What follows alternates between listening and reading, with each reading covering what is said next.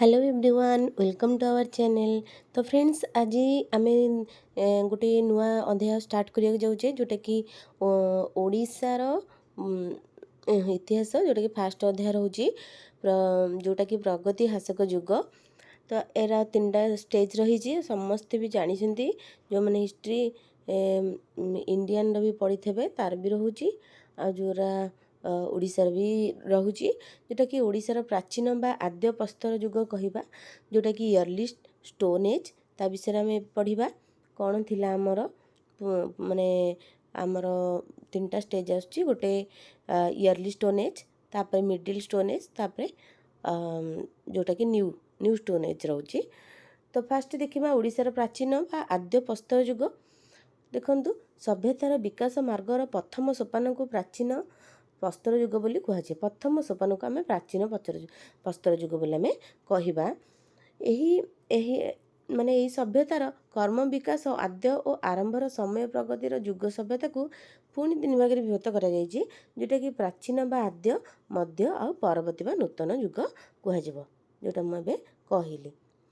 प्रयोजित कौशल दृष्टि तीन युगर अस्त्र मानकर प्राचीन मध्य नूतन गोष्ठीर मध्य विभक्त करा जायछि जोटा कि पैलियोलिथिक मेसोलिथिक एंड नियोलिथिक एगुड़ा सब रोचे तीन भाग में।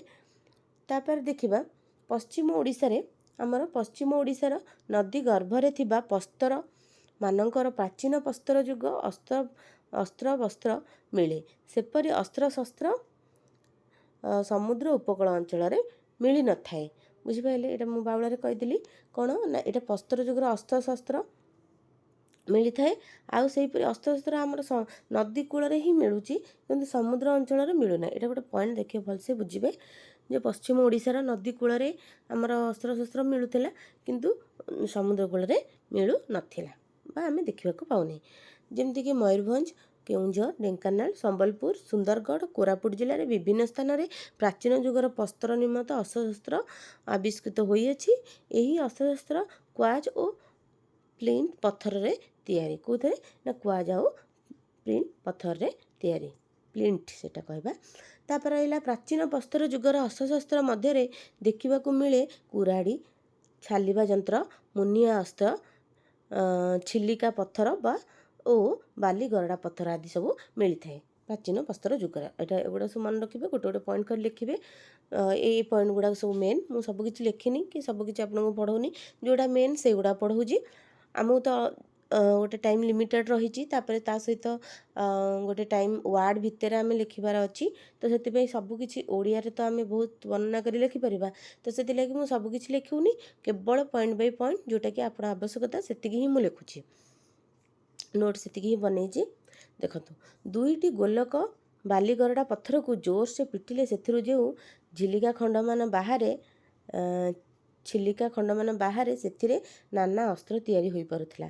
यहाको फ्लैग टोल्स कहुए। यही पद्धति काश्मीर सुआन नदी उपत्यका मिली बालीगरड़ा चिलिका पत्थर सहित बहुत सदृश्य यही प्रस्तर निमित्त अस्त्र को सुआन जोटा कहली सुआन पेबल्स चिपर चॉपिंग अस्त्र कहुए जोटा कि एग्जाम्पल मुझे दूसरी हाथ धरा कुराड़ी और चिरीबा अस्त्र बुझिपारे जोटा कि आम ओडिशा रे जोटा मिलूची सेटा काश्मीर सुआन नदी उपत्यका भी जो मिले से पत्थर रु अस्त्र शस्त्र जो तैयारी हुई तो सेगुड़ा सहित सामान से कहूँ तो से ये पॉइंट भी बहुत इंपोर्टेंट। ओडिशार सुआन परी मांद्राज शैली प्रभाव परिलिखित हुए ओडिशा रे सुआन परी माने जोटा आमर काश्मीर रे जोटा तैयारी हुई से सुआन परी भी मांद्राज शैली रे मध्य परिलिखित होता है कौटे ओडिशा रे कौटी ना काश्मीर जमीती सब अस्त्रशस्त्र तैयारी हुई ता सहित मांद्राज रे जो शैली रे अस्त्रशस्त्र तैयारी होती सेगुड़ा सब ओडिशा रे देखा मिली थाए। ओडिशा रे मिलुथिबा हाथ कुराड़ी रे व्यवहृत निर्माण कौशल मध्यमर धरणर यह एक अति उन्नति श्रेणी नुहे। यही कुराड़ी मान बहु विभिन्न आकार और मापर तैयारी होइथिबार देखा जाए। ओडिशा रे जो मिली हाथ कुराड़ी गुड़ाक से गुड़ाक कौन ना एत उन्नति श्रेणी नुह सेमती जमती सेमती समस्त बनई तो आगू को उन्नति हम ता विषय में देखा केतक डिम्बाकार बा ओभाल साइजर 3 कोणिया 2 कोणिया ओ गईंत परी यू बा भि आकार रे विशिष्ट चिरिबा अस्त्र तापर आइला कर्मपिठिया छालिबा अस्त्र उभय पटे मुनिया थिबा अस्त्र बहु परिमाण मिलता है। एटा भी गोटे भल पॉइंट, एटा को आपण ऐड करी लिखि परिबे यदि क्वेश्चन पड़ला। एही अस्त्रशस्त्र शिकार रे ओ खाद्य द्रव्य संग्रह रे आवश्यकता होता है। एगुड़ा सब कौन ना शिकार करवा और खाद्य द्रव्य संग्रह करिवार एटा आवश्यकता होता है। तापर एला प्राचीन प्रस्तर जुगरे मनीष चित्रकलार परिदर्शिता लाभ करथिला, तहिरे ताहार कलाकृति निदर्शन मिले। ସେଥିରେ ବି ଆଗରୁ ଚିତ୍ରକଳା କରୁଥିଲେ କେଉଁଠି प्राचीन ସମୟରେ। ଚିତ୍ରକଳା ମିଳୁଥିବା ଗୁମ୍ଫାମାନଙ୍କରେ ସୁନ୍ଦରଗଡ଼, ସମ୍ବଲପୁର, କଳାହାଣ୍ଡି ଜିଲ୍ଲାରେ ଆବିଷ୍କୃତ ହୋଇଥିଲା। ସେହି ଚିତ୍ରକଳା ମଧ୍ୟରୁ ପଶୁ ଶିକାର ଦୃଶ୍ୟ, ମଣିଷ ଓ ପଶୁର ଆକୃତିର ରଚନା, ଜ୍ୟୋମେଟ୍ରିକ ଚିତ୍ର ଆଦି ଦେଖିବାକୁ ମିଳିଥାଏ। ଏଗୁଡ଼ାକ ସବୁ ଭଲ ଭଲ ପଏଣ୍ଟ।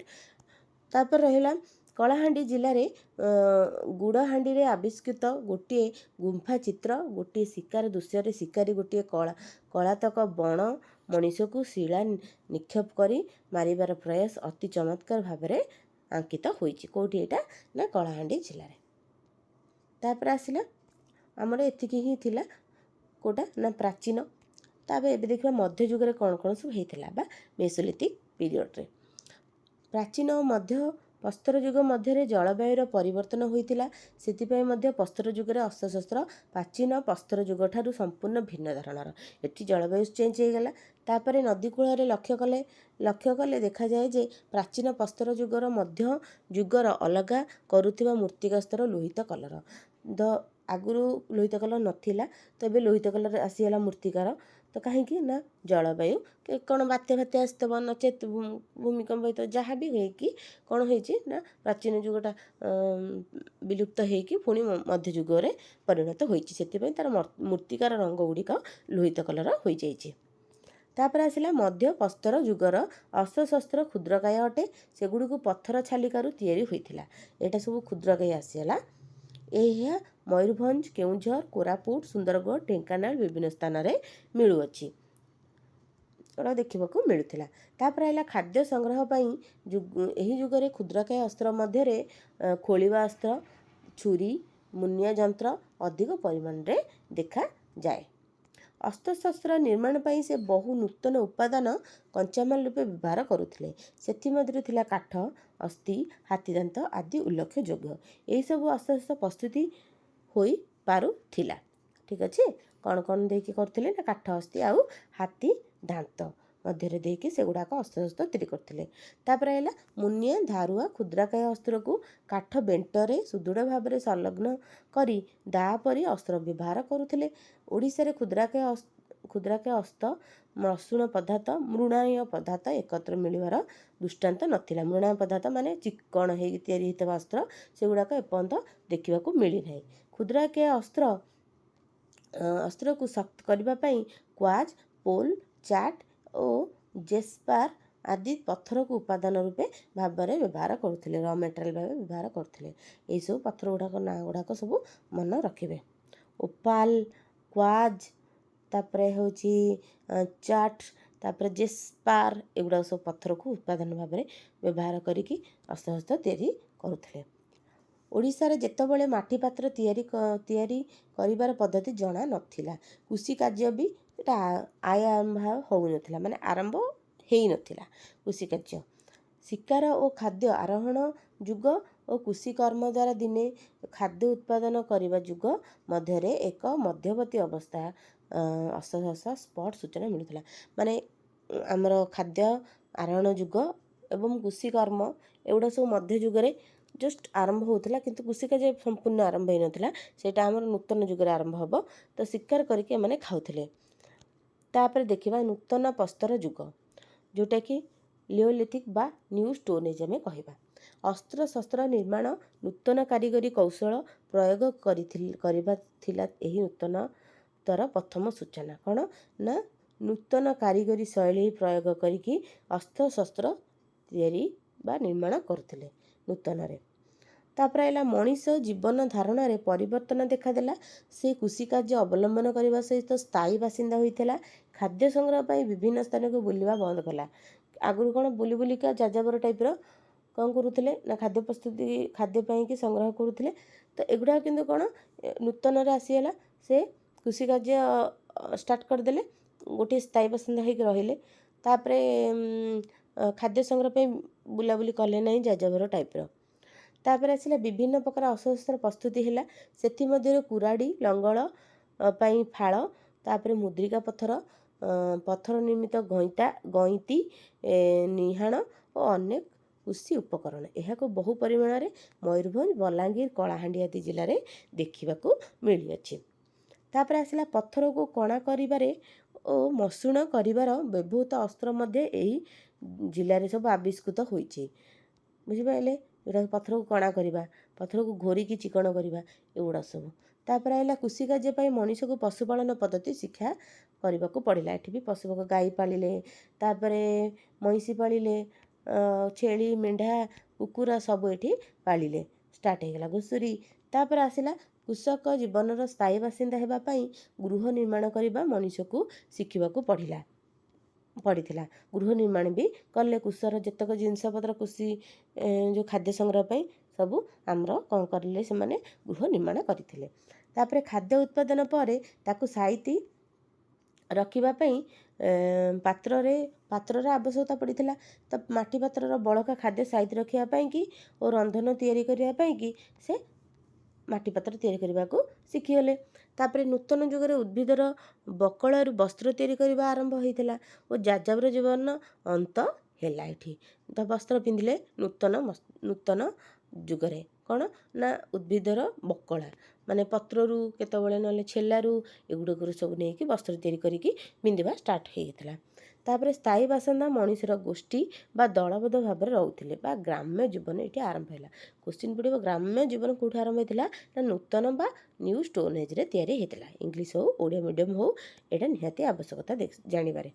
ତାପରେ ଆସିଲା ସେ ଧାତୁରୁ ବ୍ୟବହାର କରି ଏହି ସମୟରେ ଜାଣିଲା ତମ୍ବା ତରଳାଇବା ପରେ ତମ୍ବାରୁ କୁଠାର ତିଆରି କରିବା ତାହା ପାଇଁ ସହଜସାଧ୍ୟ ହୋଇଥିଲା।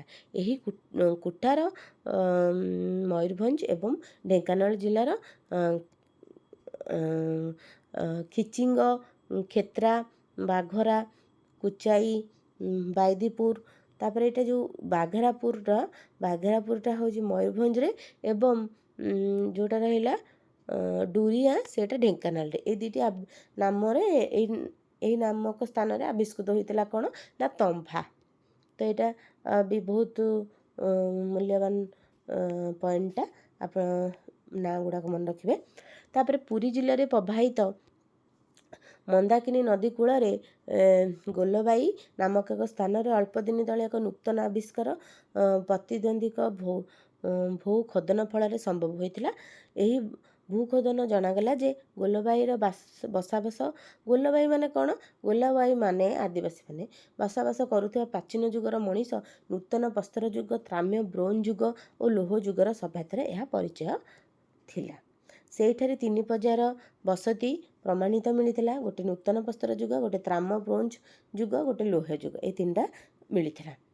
ଦ୍ୱିତୀୟ ପର୍ଯ୍ୟାୟର ବସତି ସହିତ ତ୍ରାମ୍ୟ ବ୍ରୋଞ୍ଜ ଯୁଗରେ ଯେଉଁ ସବୁ ଅବଶେଷ ମିଳିଅଛି ସେଥିରେ ଉଲ୍ଲେଖଯୋଗ୍ୟ ବିଷୟ ହେଲା 13ଟି ଗୋଲକୃତି କୁଟୀରର ସମ୍ଭବ ପୋତି ହୋଇ ବର୍ତ୍ତମାନ ସେ କୁଟୀରମାନଙ୍କର ରନ୍ଧନଶାଳ ପ୍ରମାଣିତ ମଧ୍ୟ ମିଳେ। ସେତେବେଳେ କ'ଣ ନା ରାନ୍ଧିବା ପାଇଁ ବି ଗୋଟେ କ'ଣ ରହୁଥିଲା, କୁଟୀର ରହୁଥିଲା। ତାପରେ ହେଇଥିଲା ମିଳୁଥିବା ପ୍ରସ୍ତର ନିର୍ମିତ ଅସ୍ତ୍ର ଶସ୍ତ୍ର ମଧ୍ୟରୁ ଉଲ୍ଲେଖଯୋଗ୍ୟ ହେଲା କୁଟାର, ବ୍ରେସ୍, ନିହାଣ, ପୋଷଣ, ଚକି ଏବଂ ସ୍ୱନ୍ତ ଯୁଗ କୁଠର। ଏଗୁଡ଼ା ସବୁ ମନେ ରଖିବେ କ'ଣ କ'ଣ ସବୁ ନୂତନ ଯୁଗରେ ମିଳୁଥିଲା। ଅସ୍ଥି ନିର୍ମାଣ ଅସ୍ତ୍ରଶସ୍ତ୍ର ମଧ୍ୟ ଖୁବ୍ ବେଶୀ ରହୁଥିଲା। ଅସ୍ଥି କାହାର ପଶୁପକ୍ଷୀଙ୍କୁ ମାରିକି ଯେଉଁ ଅସ୍ଥିଟା ରହୁଥିଲା ସେଥିରେ ବି ଅସ୍ତ୍ରଶସ୍ତ୍ର ତିଆରି କରୁଥିଲେ। ତାପରେ କୁମ୍ଭାର ଚକ ଦ୍ୱାରା ପ୍ରସ୍ତୁତି ମସୃଣ ପାତ୍ର ମଧ୍ୟ ଆବିଷ୍କୃତ ହୋଇଥିଲା। ମାନେ ଏଠି ମାଟି ଜିନିଷ ସବୁ ଆରମ୍ଭ ହୋଇଯାଇଥିଲା। ଗୋଟିଏ ସ୍ଥାନରୁ କୋଳଥ ଶସ୍ୟର ଅବଶେଷ ଓ ଅନେକ ସ୍ଥାନରୁ ପୋଡ଼ା ଯାଇଥିବା ଧାନ ମିଳୁଥିଲା। ମାନେ ଏଠି କୋଳଥ ଆଉ ଧାନ ମଧ୍ୟ ମିଳୁଥିଲା। ତାପରେ ହେଲା ମୃତ ବ୍ୟକ୍ତିଙ୍କର କବର ଦେବା ଅବସ୍ଥାରେ ପ୍ରବାହିତ ହେଉଥିଲେ। ମାନେ ମୃତ ଯିଏ ମରିଯାଉଥିଲା ତାଙ୍କୁ ସବୁ କବର ବ୍ୟବସ୍ଥା ପ୍ରଚଳିତ ଯେତେବେଳେ ହେଉଥିଲା, ପୋଡ଼ୁନଥିଲେ ସେତେବେଳେ କବର ଦେଇ ଦେଉଥିଲେ ମାଟି ତଳେ। ତ बुझीगला एतिकी ही आमर थिला नोट जोटा कि प्रथम अध्याय सरीगला नेक्स्ट रे मु पढ़ेबी आर सेकेंड अध्यायटा तो सेटा ओडिशा विषय संपूर्ण अच्छी कोडी कौन सबू तो यहाँ जदि नोट आपण को दरकार तो निहती भाव में आप टेलीग्राम चैनल जॉइन करूँ यही चैनल ना जहाँ टेलीग्राम चैनल ना से ता सहित मु लिंक भी तले देदेवि आपड़ जाइए जॉइन हो पारे जहाँ पढ़ा हम देन तापर मु आपको से पीडीएफ सेंड करी आप पीडीएफ डाउनलोड करके पाठ पढ़ी पारे तो जदि वीडियोटी भल लगी तो निहाती सब्सक्राइब करूँ लाइक करूँ कमेंट करूँ बहुत कष्ट मुझे नोट गुड़ाक तैयारी कर केवल आपण मानी मोर प्रकृत में इंग्लिश मीडियम तो मु 2 वर्ष ओएस एग्जाम देविनी से आपण मानी कि मुझे बसिकी घरे करुँची कहीं 2 वर्ष देविनी से नेक्स्ट वीडियो आपण मानक जनइबी निहाती तो चलतु वीडियोटी ये एंड करुँची जो मैंने कमेंट भल भल दौरान से बहुत बहुत धन्यवाद आउ जदि कौन वीडियो दरकार निहती कमेंट रे जनइबे तो वीडियोटी ये एंड करुँची जो मैंने देखी से बहुत बहुत धन्यवाद थैंक यू।